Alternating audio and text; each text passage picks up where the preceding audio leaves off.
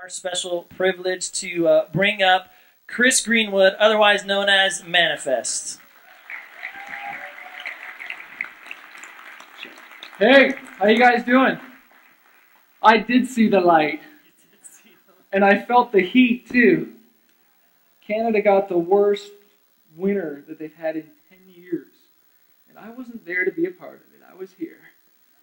Well, I'm honored to be here tonight with you guys to celebrate, and I'm just so proud of you guys and just so stoked to be here, man, graduating, and it's just an honor, man. Like, come on, make some noise for everybody. It's awesome, man. Such a huge milestone. I still remember graduating and hanging out with my friends and just being all stoked and going skating, and then we went out for dinner and just chilled out and hung out with my family and stuff, and it was just so rad. And like Nick said, I'm from California, Orange County. I just drove up here with my amazing wife, who I've been married to for 10 years. Woo! And we just had a little daughter about 2 months ago. So this is her first time seeing me speak or perform and whatnot. But we've been living in California for just over 2 years. We are from Toronto, Canada, and but we just fell in love with America, man. And now that we got our green cards approved, and now that we have the baby, now they can't tell us to leave. So I'm super stoked. So like he said, I go by Chris Greenwood, Manafest. I've been doing music as an actual career for over 8 or 9 years now. We've traveled to over 17 different countries, from China to Japan to Singapore to England, New Zealand, Australia, and a whole bunch of other countries I don't have time to tell you about. But it's been awesome just seeing the world and doing music and hip-hop and rock and stuff and just meeting all kinds of people and whatnot. And I never thought I'd be doing music in a million years. Like, you got to be kidding me, man. Like, we're talking about doing the impossible tonight. The fact that I'm even on this stage. And the reason that I think it's so crazy that I'm doing music, because like I looked in the mirror the other day and I was like, I rap and sing for a living and they pay me for it. That's weird. Why is that weird? Because I failed music in school. My teacher failed me, total flunky. I played the trumpet. Any trumpet players out there? Yeah? I'm not a big fan. Not a big fan. I remember being in class with my teacher, a.k.a. the drill sergeant, as she'd go down the line with her students, a.k.a. we were the prisoners. And it was my turn, and I even had my own trumpet, and I would practice. But my palms were starting to sweat. I was getting kind of scared, and I was watching my friends go through this test, and all of a sudden it was my turn. And I'm doing everything I can to hit the notes. I'm moving my lips around, trying to get air through this thing to make a good sound, but it didn't work. I still failed. And after the test, I see my friends kind of laughing at me, looking at me, giggling. I see notes getting passed around. I grabbed one of the notes, and it said, "It looks like Chris is French kissing his trumpet." That was embarrassing, man. I never wanted to touch music again after that. Come on. And first of all, why couldn't have my teacher jumped up on the stage and started like shredding some not the stage, jumped up on the desk and started like shredding some like Linkin Park or Nirvana, just something cool, so I'd just be like, yeah, let's do this. But instead, I was forced to play music I did not like. So when I tell you that, God can do the impossible with your life, I am a living example of that. And so it's just like I feel like God has a sense of humor that I'm actually doing it as a career now. And even the fact that I'm just standing in front of you guys today and talking to you, like if you saw me years ago, you'd see a different person up here. I'm not free like I am now. I wasn't free. I didn't have peace. I didn't have joy. And I've got this freedom in my life now because you see, I used to struggle with fear and timidity and just being called shy when I was growing up as a kid. And that's because I lost my dad to suicide at 5 years old. There's no nice way of putting it. My mom actually found him hanging in our basement. It was totally crazy. And I ended up growing up with my mom and my sister, kind of a bit of a mama's boy. And so they'd call me shy. They called me timid. And I used to hate that so much because I knew it was true. I was shy. I was timid. And to deal with the problems, my mom kind of fed us food and took us to a lot of trips to McDonald's and to this place called Donut World. And so not only am I now shy, timid mama's boy, I'm a fat little shy, timid mama's boy. And that donut shop called Donut World in Canada is actually out of business, which I'm surprised because we used to give them so much of our money. But I used to just struggle with fear so much. Insecurity, getting picked on at school and all these things, and just having a really rough time of figuring it out. But I had dreams. There's things I wanted to do. I wanted to do some awesome things and step out. But this fear of failure or losing, I don't know what it was, or from people picking on me in public school because it was really dark times. Maybe I was scared of falling on my face. Maybe I was scared of getting picked on. But it's just like I wanted to step out, but like my dreams were always over there, and I was always over here. And let me tell you, fear is always the loudest when you're trying to do something great. Fear is always the loudest when you're trying to step out of a crowd. You know, it's almost like when you almost feel that fear, it's almost kind of like you know you're on the right path. You know what I'm saying? But I remember when it changed for me. And I got a hold of a scripture. It says in 2 Timothy 1:7 that I wasn't born with a spirit of fear, but a spirit of power, of love, and of a sound mind. And let me tell you, when I got that in my mind, and I got that in my heart, I saw myself differently. It like changed the way I saw myself. I didn't see myself as this loser anymore. I didn't see myself as this failure. I saw myself as a success, the way God sees me and the way he sees you. And so all of a sudden, this new confidence, it allowed me to start to step out and go for my dreams. I stopped caring what other people thought of me. And so I remember I had this really cool cousin growing up. Anybody got a cool cousin you look up to that hooks you up with the hand-me-downs? Oh yeah, you love those hand-me-downs. I did. And he was always trying to get me to skateboard. He's always trying to get me into things. A lot of times he'd always get me into trouble. But I really looked up to him. And he was finally getting me into this skateboarding thing. And I was like, come on, man, I just want to collect baseball cards and eat barbecue chips and play video games. There's nothing wrong with that. But I finally was like, all right, I'm going to give this skateboard thing a try. And it was the end of grade 8. So I graduated grade 8. And I remember that whole summer, I just skated. And I hung out with friends. And all of a sudden, I loved this thing. And my mom was so stoked that I was finally out of the house. Like, get out of here, go skate, boy. And so we skated all summer, and I loved this. I'm starting to make new friends, just getting stoked. And by the end of the summer, all of a sudden, some friends are coming up to me like, yo, Chris Greenwood, is that you, man? Yo, you lost weight, bro. Yo, you wearing jeans, man? Yeah, I'm wearing jeans. I can finally fit into some jeans. And it's like all of a sudden the fat had melted off. And I was just like, that's crazy. Because when I was a kid, that seemed impossible. And I know you're looking at me like, you had a weight problem, really? Yes, I did. And it was just like, it was a real struggle. So all of a sudden that happened and people are recognizing it. And I wasn't even like trying to deal with it. I was just having fun skating. And I'll never forget just being so stoked. And it was like grade 9. It was the day before high school. And I remember my friend, he called me up the night before and he's like, yo, Chris, you ready for high school tomorrow? I'm like, oh yeah. He's like, dude, bring your board to school in a garbage bag. I'm like, why? No. He's like, so the teachers don't confiscate it and take it away. And I was like, all right. I'll take my board to school in a garbage bag. And I look like a dork. But then I get to high school, and all my friends, they had boards in garbage bags too. I was like, oh, you got the message. You got the word. They even had like little garbage bags sticking out of their bags. And so I'm all of a sudden hanging out here in the parking lot, the smoking section. Dudes are chilling. There is skateboard ramps everywhere. There's dudes doing these huge tricks and all this stuff. It looked like a festival, like this giant contest. I'm like, this is high school? There's all these girls. I'm like, what's up? I go to English class. I go to math class. I go to science. I can't tell you what happened. I don't remember. But I do remember walking through those cafeteria doors. And my friends are like, yo, bro, Chris, come sit over here, man. We got a table for skaters only. I'm like, skaters only, dude? That's dope, man. I'm starting to fit in. Starting to make some friends. You guys are going to think this is weird. I always felt like a square peg trying to fit into a round hole. You know, like, public school was just dark for me. I don't know if kids are just so cruel or what it is, but this guy got loser, failure, you never amount to nothing. And so I remember praying before school. I was like, just like, God, I pray that I'd be cool. And I pray that I wouldn't say anything dumb.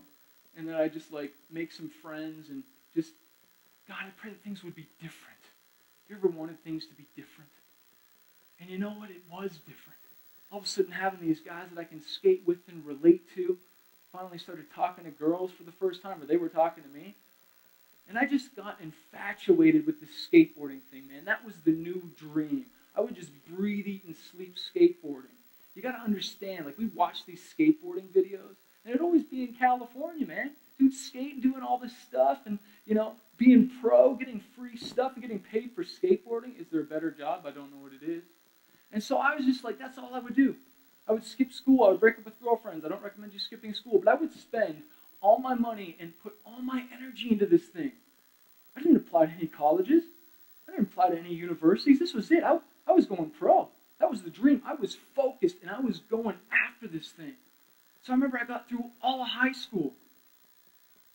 And I remember remember I got sponsored by my first skateboard company locally. There's a skate shop, and they started to give me free stuff, and I was just like, yes. And so me and my friends started filming this sponsor me tape, which is all my best tricks, trying to get them on tape so I could send them to this company so I could be pro and join the team. And so we're getting all these tricks, and we go downtown Toronto, because that's where I grew up. And it's kind of like New York City with all these tall buildings, all these marble stairs. We're getting all these tricks and stuff like that, but there's this one trick I wanted to get on tape. It was a switch front side 180 kickflip. Don't worry if you don't know what that is. But I was trying it off this set of stairs, and we're getting kicked out by security guards, and they could come any second.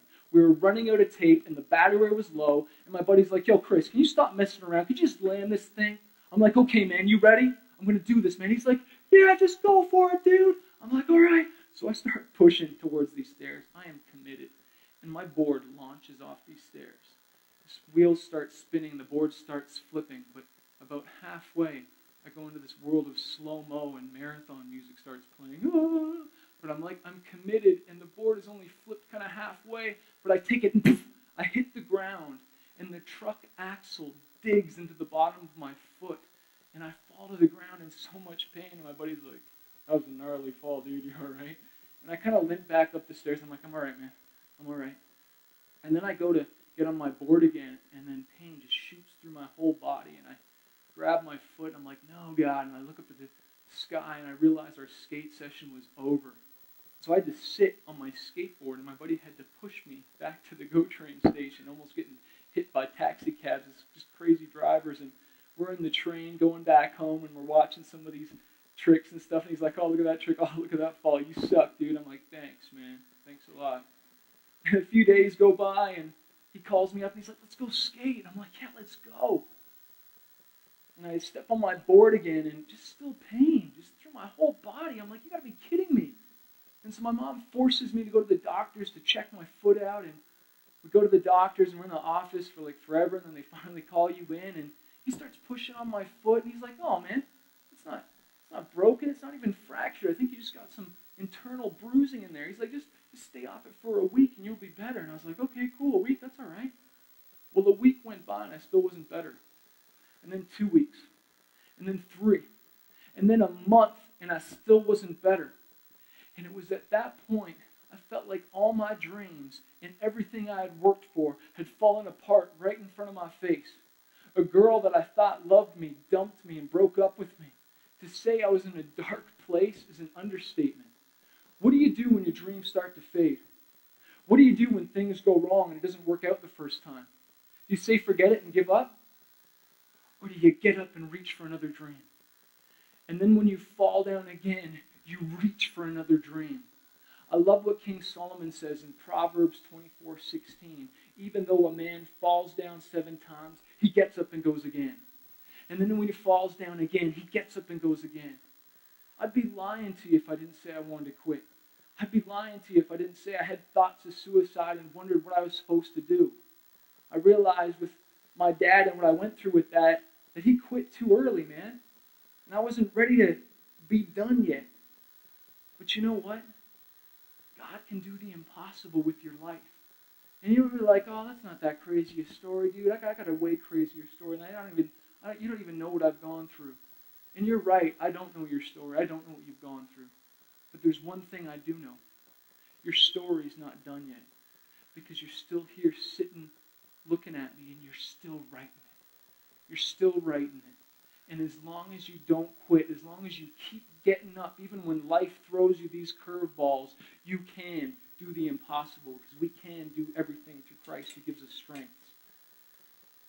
Are you guys still with me tonight? I just moved here 2 years ago. 2.5 years ago. And I thought that dream was lost 14 years ago. But it happened. And 14 years might seem like a long time. But to me, it seems like nothing because all of a sudden I'm living in my dream. And the question is your dream big enough to say that it's worth it? I don't care about those 14 years. Now I'm in my dream. It's happening. And I never thought it was possible. I shared with you that I had this weight problem and different things, and I think about how I had gained weight, and I realized it was by one bite at a time, one decision at a time. just how I lost weight. It was by one good decision at a time. Just a few months ago, I was privileged to hear Darren Hardy speak. He's the publisher of Success Magazine, and he has a book called The Compound Effect. And he talks about how one small good decision over a long period of time compounds to amazing results. We just got to stick with it. Sometimes we just quit a little too early when our breakthrough is just around the corner. You guys can do the impossible. You guys know the story of David and Goliath. There's no way David should have beat Goliath. Come on, man. Even King Saul was like, yo, this guy was born to be a warrior. He's trained all his years, and that's all he knows is battle. And you want to go fight this guy? Are you crazy, man? Even like, he's like, what are you thinking? But David heard Goliath start speaking all this stuff about his God and about his friends, this army that he's a part of. And so he gets all stoked and he gets kind of amped up. Maybe he heard that if he kills this guy, that he'll get the king's daughter, you know what I mean? Because he did end up getting the king's daughter. I don't know if he knew he was going to get that. That's all the inspiration a teenager needs. He gets the girl, you know? And so he's all amped up to want to do the impossible, and all these guys think he's crazy. Well, I believe that David had three things going for him so that he could do the impossible to fight this guy. He knew who he was. He knew he was a child of God. I believe as he was getting ready and getting pumped up, he was saying, if God is for me, who could be against me? If God is for me, who could be against me? That guy wrote a lot of his Psalms. I bet when he was picking up those rocks and getting that sling ready, he's like, even though I walk through the valley of the shadow of death, I'll fear no evil. Just pumping himself up. Sometimes you've got to do that to do the impossible. He had boldness.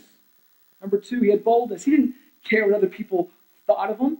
And there comes a time where we've got to stop thinking about what other people, or stop caring about what other people think about us. Sometimes you've got to do what you're afraid to do. Go where you're afraid to go. And understand every time you don't step out, you might have missed an opportunity. You know, his brothers were even criticizing him. What are you doing here, man? Why are you even here? Just give us the food and get out of here. We don't believe in you. Your brothers don't even believe in you. You know, critics, they say, I think it was Mark Twain who said, if criticism had any power, the skunk would be extinct years ago. And that's what critics like to do. They like to stand on the side and just diss you and do all and say all this stuff.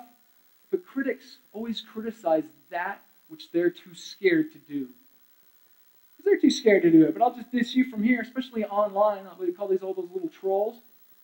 Some of the comments I get, dude, my favorite thing to do when I post something and someone writes this long diss, I just love hitting delete. Best thing. The other thing David had going for him is he took action. And that's what I love about America, okay? You guys don't talk about stuff, you do it.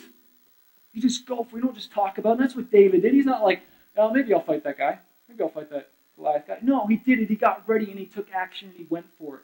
And sometimes all you have to do is step out and let God do the rest. Let God put his super on your natural. And that's what he did. I heard a pastor say one time, it's a lot easier to steer a moving ship than one that's standing still. Who cares if you fall on your face? Who cares if you make a mistake? You can course correct as long as you're moving towards the destination. And so what happened? Flew that rock out there, and the impossible happened. He killed the giant. All these people are like, whoa, dude, it was impossible and it happened. So unlikely. Before I did music, I had a really well-paying job. I was an IT computer guy. Any computer guys in here? I had my own office, getting paid like $70,000 a year. It's great. Helping people with their problems. They liked me. I would fix your computer so you could do your work, even though maybe you didn't like your work. Maybe you didn't call me right away. But I had this dream to do music. I wanted to do music. It just became a passion in me. And I remember I just started dreaming about music, and that's what I wanted to do. That's what I felt God called me to do. And I remember eventually I went from 5 days a week to 4 to 3, and then I finally got signed by this record label called Tooth and Nail, and I was like, all right, man, peace, and I quit my job. Later, I'm going to be a rock star, rap star. And I went broke within 3 months. Eating at the McDonald's dollar menu out of necessity, not out of choice. Even though double cheeseburgers are pretty good. sleeping on the side of the road, playing shows to nobody. What am I doing? I hired this manager to manage my music career. He wasn't making $70,000 a year, but you know what? Why don't you just manage my career and my money for me? I think I'll drive from Toronto all the way to Vancouver with no shows in between and wonder why I'm almost broke by the time we get there. I remember, though, I was excited. Sometimes your dream is so passionate, you step out anyways and you try things. And I remember I was hanging out at my manager's house in Oregon, and I was talking about all these ideas, all these dreams of doing stuff, because I wanted things to change. I wanted to make this work. And I'm coming up with all these ideas, and he's like, who do you think you are? You're just some white Canadian Christian rapper from Canada. How are you dreaming like that? And I stood back and I was like, whoa, why did I hire you? What am I doing? And I was recently married, and I hadn't seen my wife in weeks, and we'd be on tour, chasing this dream, and just like sometimes just wondering, God, why am I even out here? And I remember I came home off tour, and it was like slow-mo, me and my wife running to each other, oh, and then coming together. And she always encouraged me, and so we kept on going and kept on trying to make it work. And I remember I got home in my old job, they asked me to come back. I was like, okay, I'll come back and just do a little bit of work just to kind of make some money so I could pay my mortgage and pay my bills. But then they offered my job back to me totally with a higher salary. And I was like, dang, that's a good deal. But then I had this tour that was coming up. And I was like, do I take the tour? Do I do the job? And I took the tour. And this was a tour where I paid to play, to get on this tour. I had to pay $150 every show to play for the opening band. And then I had to pay another band $35 just so I could ride in their stinky van with them. And to save more money, I said, hey, dude, I won't bother you. Can I just sleep on your hotel room floor? Rockstar lifestyle. Like, yeah, dude. And so I'm on this tour, committed. I'm like, I'm going to keep going. God, I believe you called me to do this. Sometimes you got to persevere. We're on this tour, and then it got even better. I'm performing. They gave me 15 minutes. You do the math. $150, 15 minutes. I'm performing, singing my heart out. All of a sudden, they changed things. So the band that was after me started plugging in cables and setting up while I'm performing. Can you imagine there's people right here, right now, like plugging in stuff, bumping into me? What am I doing? There's people offering me that actually want me to be at their job, and I'm chasing this dream. I get home, because it was during Christmas time. It was a Christmas tour, and I didn't really feel like celebrating, really. And I was just like, still like, why am I doing this? And again, you find a good wife, hold on to her, gentlemen. And she was just so inspiring, encouraging me, and we just stuck it out for some reason. You know, sometimes we stand in line, or we wait for a while, and then we drop out too early. And I remember I just kept on going, and we were touring Texas. I was on the I-35, and I got a call from my record label. They're like, hey, what's up, Chris? Just chatting, regular chit-chat. And then he's like, well, Chris, I got good news for you. I'm like, good news? I like good news. Please share. He's like, well, you're selling records in Japan. I'm like, really? What does that mean? He's like, well, we imported 10,000, and those sold in the first week. And then we imported another 10,000, and those sold in the second week. So now the label down there wants to do a Japanese release of your record with this really cool artwork, and eventually we want you to come down and tour. I was like, what? And at first, I gotta be honest, I wasn't even thinking about like the money or anything like that. I was like, people actually like my music. People actually like my art. Like, you gotta understand as an artist what that means for people to buy your stuff and like it. You know? We toured down there and we performed, and they were singing every word to every lyric. It was the craziest thing ever, anything I'd ever seen. And then I tried to talk to them afterwards, and they couldn't speak any English. But they could sing every song. It was like a dream. It was just like a movie. It was impossible. But it happened. And it can happen to you. Whatever your dream is, whatever your talent is, the thing is just to not quit, to keep going. You know, we're talking about doing the impossible tonight. And that story about Japan just breathed new life into my career and allowed me to keep going. And all of a sudden we started to have some more success in other countries and kept on going. And God is just so good. And I want to leave you guys with some keys that I believe will help you as you step into this next part of your journey. I know there's some older people here. I don't care what age you're at. Ray Kroc, who started McDonald's, I'm going to mess his name up, who started KFC. There's so many people that even start their dreams at 50, 60. but I'm talking to the graduates tonight too. You're so young. There's so much opportunity. There's so much potential. And I want to see you guys win. I'm tired of hearing these stories of people not winning because, like, there's just so much potential. But it comes down to the power of choice and making decisions. So the first one is, don't quit. I talked about it tonight. Don't quit. No matter how hard it gets, no matter what you've gone through. I hope my story tonight inspires you when you're in that dark place and you feel like you can't get up. Maybe you're crying on the floor like, this isn't working, and you're just like, oh. But then maybe you'll be reminded, hey, that Chris Manafest guy, that guy didn't quit, so I'm not going to quit either. Just because you're not where you want to be today doesn't mean you won't be there tomorrow. Doesn't mean you won't be there a couple months or years from now. Doing the impossible doesn't happen overnight. But those who stick with it, let me tell you, it's worth it. I wrote a book called Fighter, 5 Keys to Conquering Fear and Reaching Your Dreams. If you sign up for the email list tonight, we'll send you a copy of it on audio so you can listen to it. But the theme of that is a fighter isn't someone who never fails. A fighter is someone who never quits. Another key, you got to learn to save, man. When you go out into this world, you got to learn to save. They don't teach us enough about money. You know, I read this book called Rich Dad, Poor Dad. I got hooked up on this guy on Dave Ramsey about saving. Saving at least 10% and also giving 10% to a charity or a church or something you believe in. If you can't start saving $1 when you make 10, or saving 10 when you start making 100, or start saving 100 when you're making 1,000, you're not going to do it when you start making thousands. Save. I heard a statistic that freaked me out. I got married to this awesome girl. I wanted to learn how to keep her, man. I didn't want to lose her. And I heard a statistic saying that a lot of marriages end up in divorce because of financial problems. So I wanted to learn how to control my money instead of my money controlling me. Start saving now and wherever you're at. Be faithful with the little things so you can be a ruler over much. It's important. To doing the impossible. This one's not a super stoked one, but hey, it works.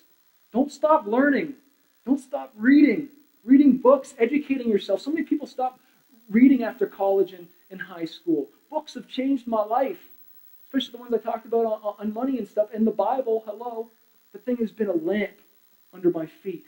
It has been a compass for my life when I'm trying to make hard decisions. And I started to line up my life with the Bible. Keep reading. They say readers are leaders. You have all these successful dudes that have done so well, and they've lived for how many years, and then they write all their keys in a book, and you can read it in 3 hours and jumpstart your life. Why don't we read these stories of these successful men? I already shared about it. Keep God first place. Whether you know God or not, if you don't, come to know Him. It works. Those principles in there for life, business, relationships, spiritual health. God knows what He's talking about. He made us. We got to forget the past. That's another key. Stop using your past as a crutch and start using it as a story of something you overcame to make you stronger. You know, Paul the Apostle says, I forget what is behind me and I press forward to the goal and the high calling in Christ Jesus. You can't change what happened back then, but you can change and make a decision today of how you want to respond when things go wrong. Forget the past. And I want to leave you guys with one more thing before I go tonight. And it's another quote from Paul the Apostle, and he says, I can do all things through Christ which strengthens me. I can do all things through Christ which strengthens me. That includes doing the impossible. I believe that for me. I believe that for you. The question is, do you believe it for yourself? That you really can?